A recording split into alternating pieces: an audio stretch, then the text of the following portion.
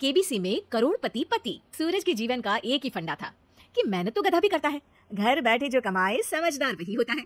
इसीलिए उसने कभी नौकरी ही नहीं ढूंढी। इस बात से हालांकि उसकी पत्नी शिखा बिल्कुल भी अग्री नहीं करती थी, पर फिर भी सूरज को समझाना बेकार था। टीवी में कैसे बनोगे करोड़पति का ऐड देखकर उसे लगा कि बस अब तो घर बैठे ही वो करोड़पति बन सकता है, और उसके पीछे उसने अपने सारे सोर्सेस एक्टिव कर दिए। 2 हफ्ते में उसके कलीग के साले के पड़ोसी के बेटे का सोर्स निकलता है जो कि उसे शो में पहुंचा सकता है, और सूरज उससे मिलने चला जाता है। अच्छा, तो हमें मुकेश जी बता रहे थे कि आप हमें शो में पहुंचा सकते हैं। हाँ, उसमें कोई तकलीफ नहीं है। मैं कल अगर कोशिश करूँ तो इसी महीने में आपका नंबर आ जाएगा। अरे ये तो बहुत बढ़िया हो गया। अच्छा, वो सिलेबस और क्वेश्चन पेपर का कोई जुगाड़ है क्या?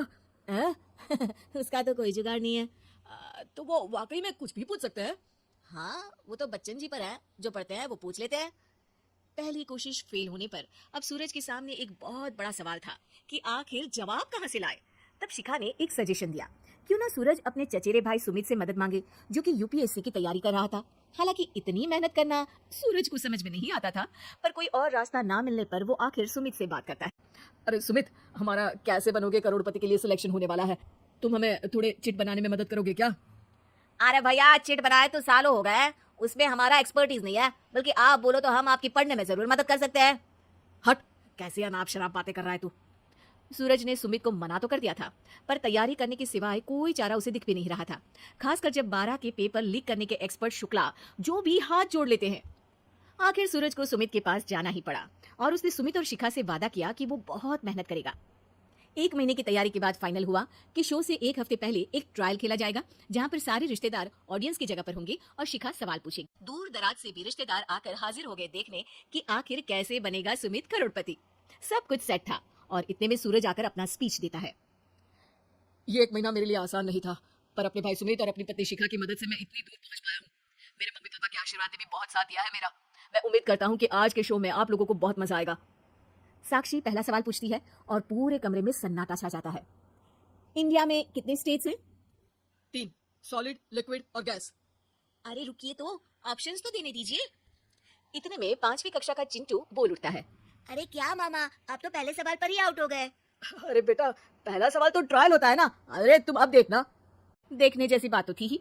सूरज को इतना शांत किसी ने नहीं देखा था। कभी कभी तो लगता था मानो सूरज आंख खोलकर ही सो गया हो। कंसंट्रेट करने दे मुझे। 3 सवाल में 3 लाइफलाइन खत्म हो चुकी थी, और अब चौथे सवाल पर भी सूरज का मौन नहीं टूटा, पर सूरज अभी भी हार मानने को तैयार नहीं था। उधर हर कोई सूरज को छोड़ सुमित को देख रहे थे। सूरज को गजब बेइज्जती है यार। तेरे बेटा तो बाप का, दादा का, भाई का, सबका नाम बुलवाएगा। अरे 3 लाइफलाइन ले ली तो भी तेरा कुछ नहीं होना है। अरे कोई इतनी बात करता है क्या शो पर? अरे बेटा, शो पर तेरे जैसे भी तो नहीं आते ना। सूरज की ये जंग आखिर 1 घंटे बाद 5वें सवाल पर खत्म हो गई, जब उसने इंडिया के नेशनल बर्ड का नाम कहा, कौवा। अरे बेटा, मजा तो बहुत आया, बस थोड़ा टाइम पर खत्म होता तो आनंद भी आ जाता। ताने बारिश के बूंदों की तरह बरस रहे थे, और सूरज को भी समझ आ रहा था कि ये करोड़पति बनना शायद उसके बस के बाहर की बात है। पर वो आखिर ये बात मान कैसे लेता? वो सख्त लौंडा जो ठहरा, उसने सोचा कि बेइज्जती तो हो ही चुकी है, पर अगर मैं हार नहीं मानूं तो शायद कुछ हो सकता है। शिखा, तुम देखना, असली शो में आग लगा दूंगा, आग। करोड़पति बनूंगा मैं। हाँ, सब्जियां खत्म हो गई है घर पे, ले आओ। पहले पति बन जाओ, फिर करोड़पति बनना। अरे गजब बेइज्जती है यार। बेटा, अभी तो घर पर ही हुई है, 1 हफ्ते में तो तुम देश के सामने करवा कर आओगे। वैसे जब टीवी पर जाओ ना, तो बस अपने मम्मी का ही नाम लेना, ठीक है? कोई पूछे तो बोलना कि पापा नहीं है मेरा। अरे पढ़ाई की, पेपर निकलवाए, इतने सारे लोगों को खाना खिलवाया, क्या फर्क पड़ा? इसीलिए मैं कहता हूँ कि मेहनत तो गधा भी करता है, घर बैठे जो कमाए वही सिकंदर। लेकिन मामा, गधे भी जानते हैं कि हमारा राष्ट्रीय पक्षी मोर है।